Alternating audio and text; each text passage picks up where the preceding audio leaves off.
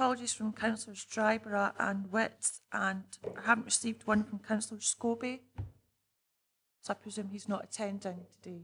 I'll record that as an apology. There are 8 members present. Thank you, Claire. I understand before we start that 2 members of the committee have not received formal training, and a training session has been arranged for the 30th of November. I think it would be prudent to mention this at the start, also that these 2 members stay in the meeting and participate fully up to the end of the point where we have, if we go to a vote or make a decision, if it's consensual, that's fine. If it goes to a vote, we'll have to maybe take further advice on that. Paul, do you want to say anything on that? The Council has always applied a condition that people do actually need to be trained in recruitment practice before they can actually participate fully in a recruitment process.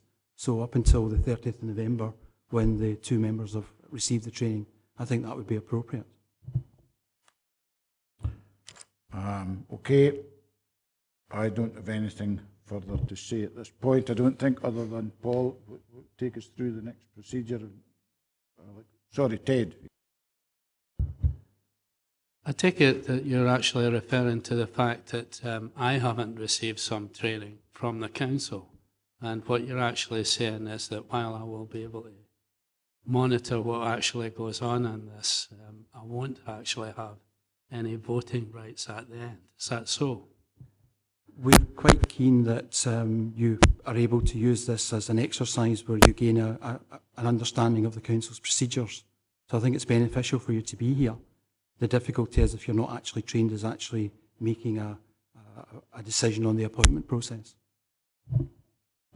Okay, I mean, I have to tell you that I've had significant experience in selecting candidates in my previous career. So I'm not absolutely sure what kind of training you're going to provide that's going to help me make a decision a bit better.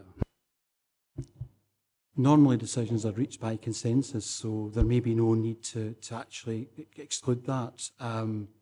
It's when we come to a vote, just in terms of your understanding of the procedures that we adopt here. Obviously this will give you an opportunity to see what those are, and we'll back that up with the training you'll receive on the 30th, which will be about avoiding discrimination and in terms of the process that we apply. George.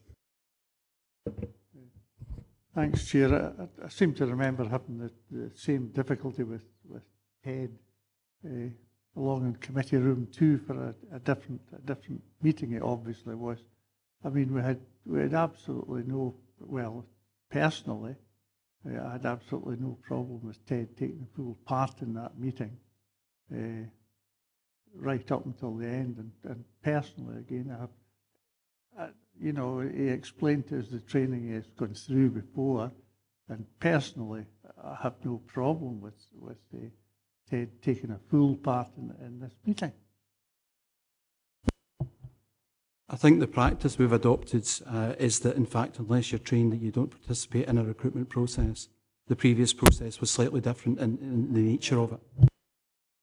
We have actually applied that consistently since, I've been involved with the council, which is now some years.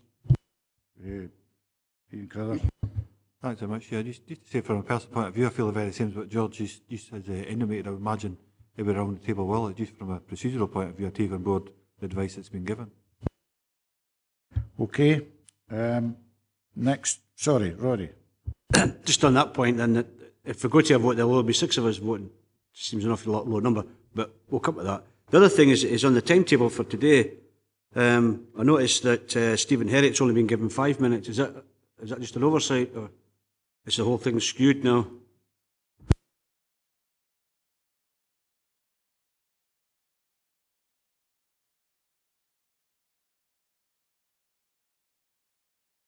You're quite right. It says 13:45 to 13:50. That's 5 minutes. No.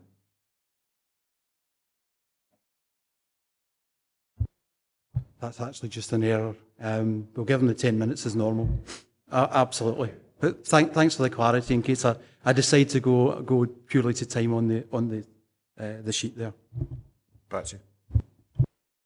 Just since we're doing all these things at the moment, at the front of it says this meeting will be recorded. I assume this one will not be recorded. My understanding is there are 2 recordings made. One up until we declare the public leave the room, and the second recording is made thereafter, which is not for public consumption, but is a record of the proceedings that take place thereafter. So the first one will go on the website. The second one doesn't. Okay. Paul?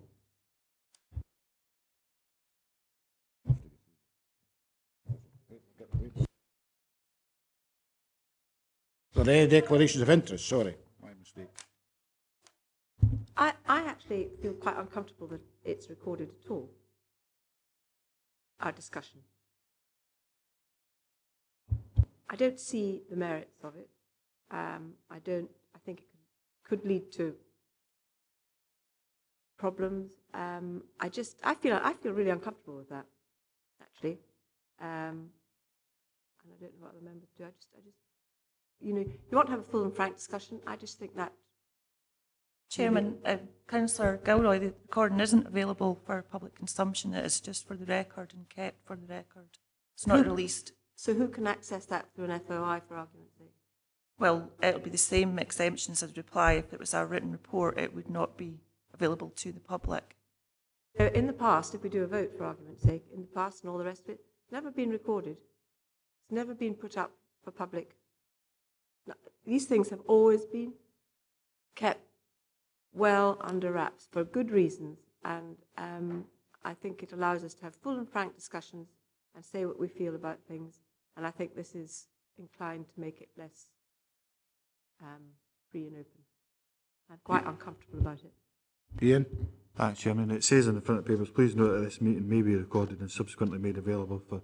That's on front of every paper. I'm happy that because the type of meeting that it is, that we don't record it, audio record or video record. We only through hand scripture. That's it.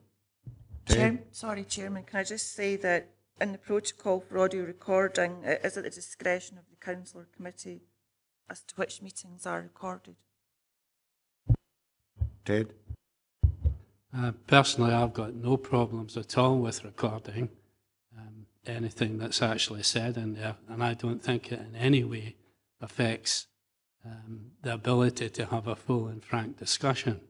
I also think that embedded in the council policies, you know, is an openness and transparency. So I'd have no problems about it at all, and I believe that it should be recorded. Have we got a motion? Yes, I propose that we do not record after we've excluded the public. I'm happy to second that, but once we go into private session, I feel it shouldn't be recorded. It should be recorded through hand scripture only. Have we an amendment? Yes, I'll propose that it should be recorded.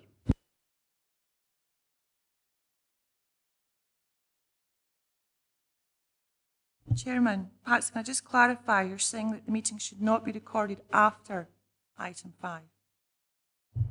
So we will be recording up to resolution.